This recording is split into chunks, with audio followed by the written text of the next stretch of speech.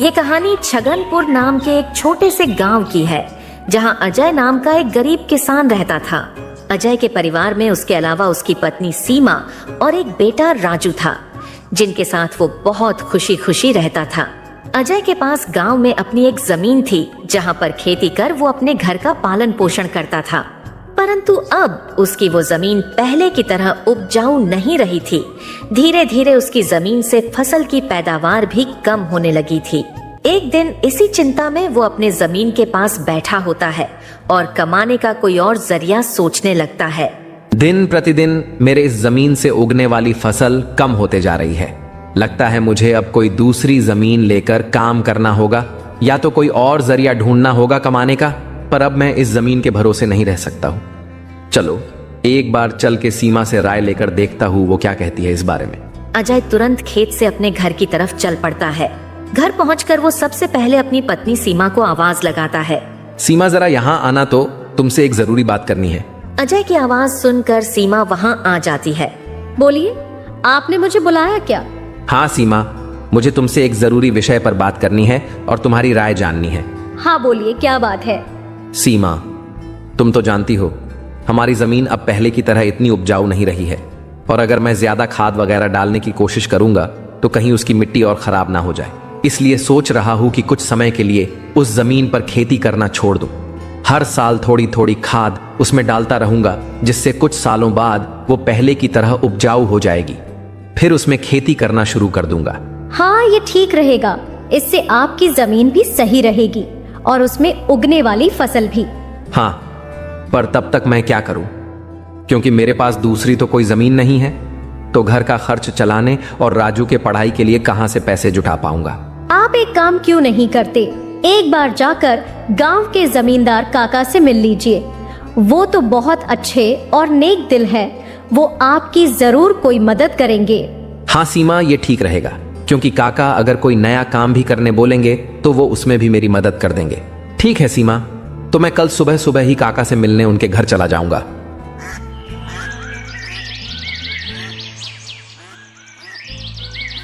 अगली सुबह अजय जमींदार से मिलने उसके घर के लिए चल पड़ता है। जमींदार के घर के बाहर पहुंचकर वो जमींदार को आवाज लगाता काका, है। क्या आप घर पर हो? अजय की आवाज सुनकर जमींदार बाहर आता है। अरे आओ अजय बेटा, बोलो क्या हुआ, कुछ काम था क्या? हाँ काका, आपकी एक मदद चाहिए थी। हाँ बोलो ना बेटा, मैं किस प्रकार तुम्हारी मदद कर सकता हूँ? अजय फटाफट से जमींदार को अपने खेत की हालत बता देता है। तो इसमें परेशान क्या होना बेटा। काका, मेरे पास एक ही जमीन है जिस पर खेती कर मैं अपने घर का खर्च चलाता हूँ, और मैंने आज तक खेती के अलावा कोई दूसरा काम भी कभी किया नहीं। तो अब यही नहीं समझ रहा है मैं क्या करूं। बेटा, खेती के अलावा दूसरा काम क्यों करना? तुम एक काम करो, मेरे पास गांव के बाहर एक जमीन है, तुम उस पर खेती करो। काका, पर इससे तो आपका नुकसान हो जाएगा। नहीं बेटा, कोई नुकसान नहीं होगा।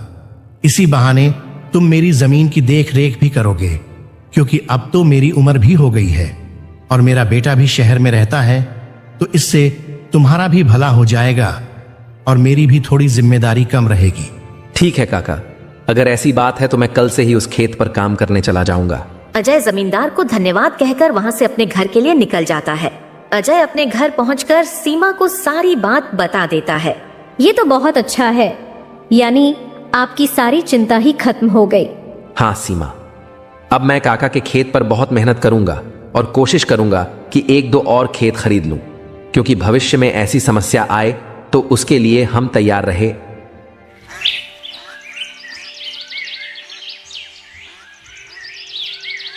अगली सुबह अजय जमींदार के खेत पर काम करने निकलने वाला होता है तो सोचता है, काका की जमीन गांव के बाहर है, तो शायद शाम को आते आते देर हो जाए, इसलिए सीमा को बोलकर जाता हूँ। सीमा, जरा यहाँ आना तो। अजय को बुलाता सुन सीमा वहाँ आती है। बोले, आपने बुलाया मुझे? हाँ सीमा, सुनो, काका का खेत गांव के बाहर है, तो मुझे शाम को घर लौटने में थोड़ी देर भी हो सकती है। तो अगर मुझे देर हो जाए तो तुम और राजू खाना खाकर सो जाना। ठीक है, पर अपना ध्यान रखना। और हाँ, 1 मिनट रुकना, मैं आपके खाने का डिब्बा लेकर आती हूँ, वो लेकर ही जाना। फिर क्या था, अजय अपना खाने का डिब्बा लेकर गांव के बाहर वाली जमीन पर काम करने चल पड़ता है। चलते चलते कुछ समय बाद वो गांव के बाहर वाली जमीन पर पहुंच जाता है। चलो अब पहुंच गया हूं तो फटाफट से खेत पर काम करना शुरू कर देता हूं। अजय अपनी कुदाल उठाकर खेत पर काम करना शुरू कर देता है। अजय को अभी काम करते कुछ समय हुआ ही था कि तभी पीछे से एक सांप आकर उसे काट लेता है। सांप के काटने के कुछ समय में ही अजय चक्कर खाकर वहीं गिर जाता है। यहाँ अजय सांप के काटने से बेहोश हो चुका था, पर गांव के बाहर होने के कारण उसकी खबर अब तक उसके घर वालों को नहीं चलती है। सुबह की अब रात हो जाती है और सीमा अजय का इंतजार कर रही होती है। माँ को इतने परेशान देख राजू पूछता है, क्या हुआ माँ, पिताजी अब तक क्यों नहीं आए? बेटा, तुम्हारे पिताजी आज काम करने जमींदार काका के गांव के बाहर वाली जमीन पर गए हैं और उन्होंने मुझे बोला भी था कि उन्हें आते आते देर हो जाएगी, पर अब कुछ ज्यादा ही समय हो गया है। माँ, आप क्यों फिक्र कर रही हो?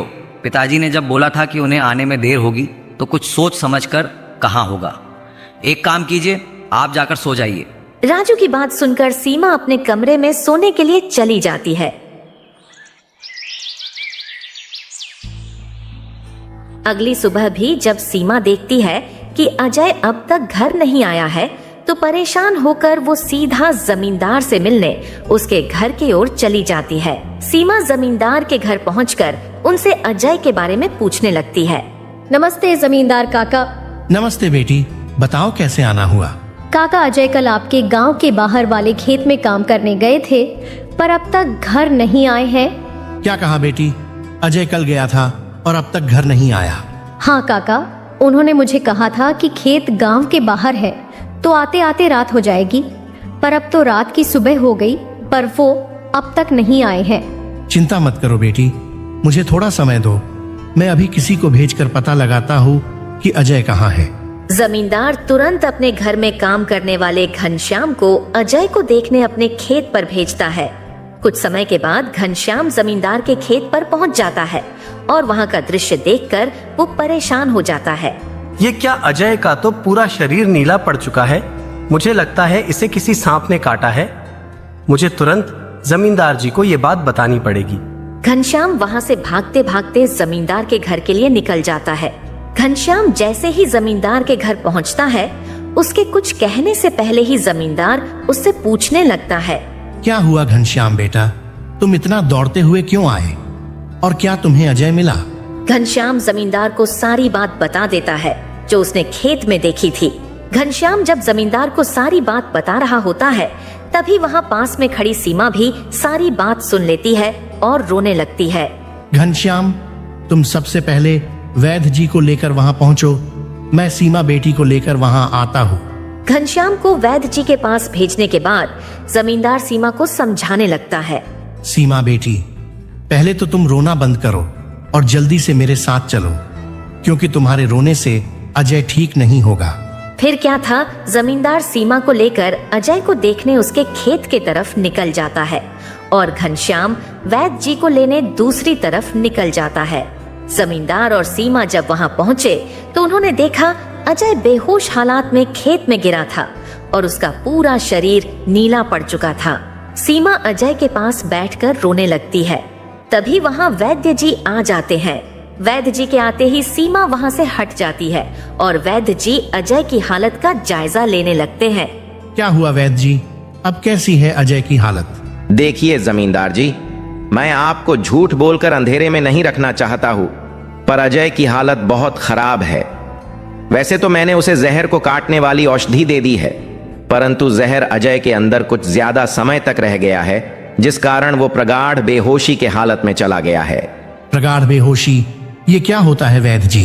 प्रगाढ़ बेहोशी के हालत में व्यक्ति जीवित तो होता है, परंतु उसके बदन के हिस्से में हलचल नहीं होती है, और ये अब कब होश में आएगा ये भी नहीं कह सकते हैं। वैद्य जी, तो अब हम क्या करें?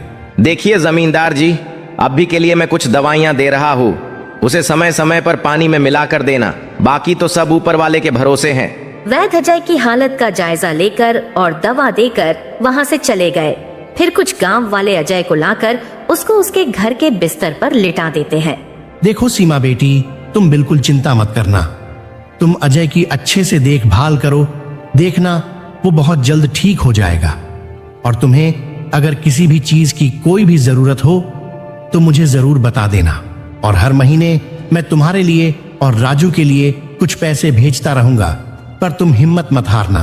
आपका बहुत बहुत धन्यवाद काका, आप हम लोगों की बहुत मदद कर रहे हो। जमींदार फिर वहां से सीमा को दिलासा देकर चले जाते हैं।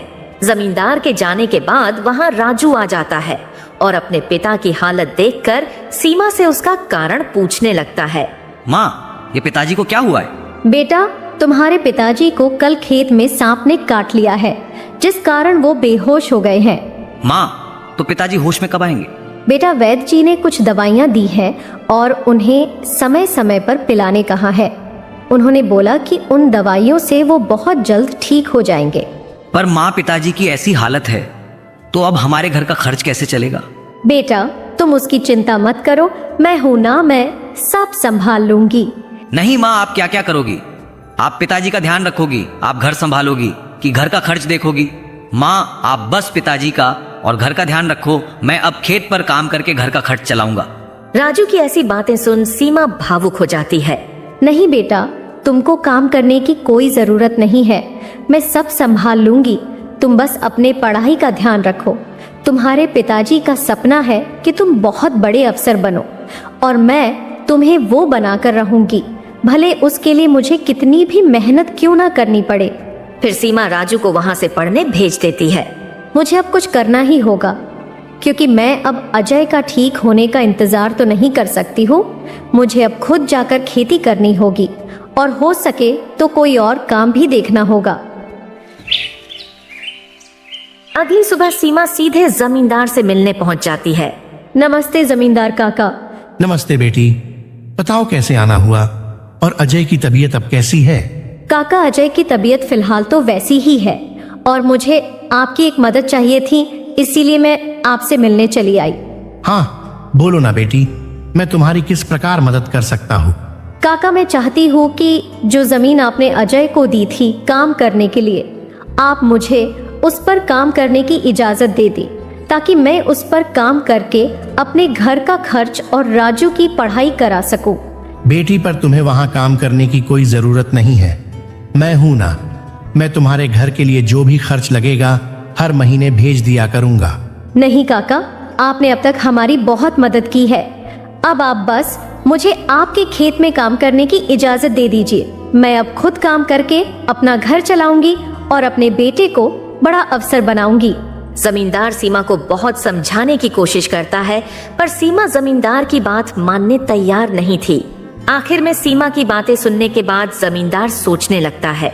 मुझे लगता है सीमा मेरी बात नहीं मानेगी, पर अगर वो काम करने इतने दूर जाएगी तो वो अजय का ध्यान नहीं रख पाएगी। एक काम करता हूं, मैं सीमा को मेरी गांव के अंदर वाली जमीन पर काम करने के लिए कह देता हूं, ताकि वो खेतों पर काम भी कर सके और अपने घर का ध्यान भी रख सके। ठीक है सीमा बेटी, मैं तुम्हें अपने खेत पर काम करने की इजाजत तो दे सकता हूं, पर तुम्हें मेरी एक बात माननी होगी। हाँ काका, बोलिए ना। बेटी, तुम्हें मेरे गांव के बाहर वाले खेत पर काम करने की कोई जरूरत नहीं है। मेरे पास तुम्हारे घर के नजदीक भी एक खेत है, तुम वहां काम कर सकती हो, ताकि तुम अपने घर का और अजय का दोनों को ख्याल रख पाओगी। काका, ये तो और भी अच्छा रहेगा, इससे तो मेरी बहुत मदद हो जाएगी। बेटी, पर एक छोटी सी समस्या है, वो खेत बाहर वाले खेत से थोड़ा छोटा है। हाँ तो कोई बात नहीं है काका, वो खेत मेरे घर से नजदीक है, वही बहुत बड़ी बात है। मैं खेत में काम करने के साथ साथ दूसरे के घर का काम भी करना शुरू कर दूंगी, ताकि उन पैसों से मैं राजू की पढ़ाई का खर्च निकाल सकूं। बेटी, पर तुम्हें इतना काम करने की क्या जरूरत है? काका, मुझे काम करना ही होगा। अजय का सपना था कि राजू पढ़ लिख कर बड़ा आदमी बने। अगर मैं मेहनत नहीं करूंगी तो उसका सपना अधूरा रह जाएगा। राजू की पढ़ाई के लिए और घर चलाने के लिए मुझे हर हाल में ये जिम्मेदारी उठानी पड़ेगी। जमींदार सीमा के संकल्प और साहस से भावुक हो जाते हैं। ठीक है बेटी, तुम्हारी मेहनत देखकर मुझे पूरा भरोसा है कि तुम जरूर सफल होगी। मैं तुम्हारी हर संभव मदद करूंगा। तुम कड़ी मेहनत करो, भगवान भी तुम्हारे साथ हैं। सीमा ने जमींदार के गांव के अंदर वाले खेत पर काम करना शुरू कर दिया। वह सुबह खेत पर काम करती और दोपहर के बाद गांव के घरों में सफाई और खाना बनाने जैसे छोटे मोटे काम करने जाती। धीरे धीरे सीमा की मेहनत रंग लाने लगी। खेत में अच्छी फसल हुई जिससे उसका घर चलने लगा और जो पैसे वह दूसरों के घरों में काम करके कमाती थी वह राजू की पढ़ाई में खर्च करने लगी। बेटा, मैं चाहती हूँ कि तुम मन लगाकर पढ़ाई करो। तुम्हारे पिताजी का सपना है कि तुम अफसर बनो। मैं तुम्हारे लिए हर मुश्किल को पार कर लूंगी। माँ, मैं कड़ी मेहनत करूंगा। एक दिन मैं पिताजी का सपना पूरा करके दिखाऊंगा। सीमा की मेहनत और त्याग से गांव के लोग भी प्रेरणा लेने लगे। उन्होंने देखा कि कैसे एक माँ अपने परिवार के लिए हर कठिनाई का सामना कर रही है। इसी बीच अजय की हालत धीरे धीरे सुधरने लगी। वैद्य जी की दवाओं और सीमा की देखभाल ने जहर का असर कम कर दिया। एक दिन अचानक अजय को होश आ गया। अजय को होश में आते देख सीमा बहुत खुश हो गई। अजय, तुम्हें होश आ गया। भगवान ने मेरी मेहनत और दुआएं सुन ली। सीमा, मैंने तुम्हें और राजू को बहुत परेशान किया। नहीं अजय, तुम हमारी ताकत हो। जब तक तुम ठीक हो रहे थे मैंने हर जिम्मेदारी संभाली और देखो अब सब कुछ ठीक हो रहा है। अजय धीरे धीरे पूरी तरह ठीक हो गया। उसने सीमा की मेहनत और त्याग देखकर प्रण लिया कि अब वह उसके साथ कंधे से कंधा मिलाकर परिवार को आगे बढ़ाएगा। राजू की पढ़ाई भी सफलतापूर्वक चलती रही और कुछ सालों बाद वह एक बड़ा अफसर बन गया।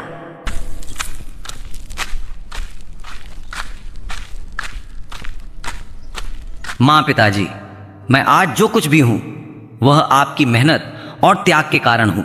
नहीं बेटा, यह सब तुम्हारी माँ का बलिदान है। उसने हमारे परिवार को बचाने के लिए हर मुश्किल का सामना किया। सीमा का त्याग और अजय का साथ दोनों ने मिलकर एक नई मिसाल कायम की।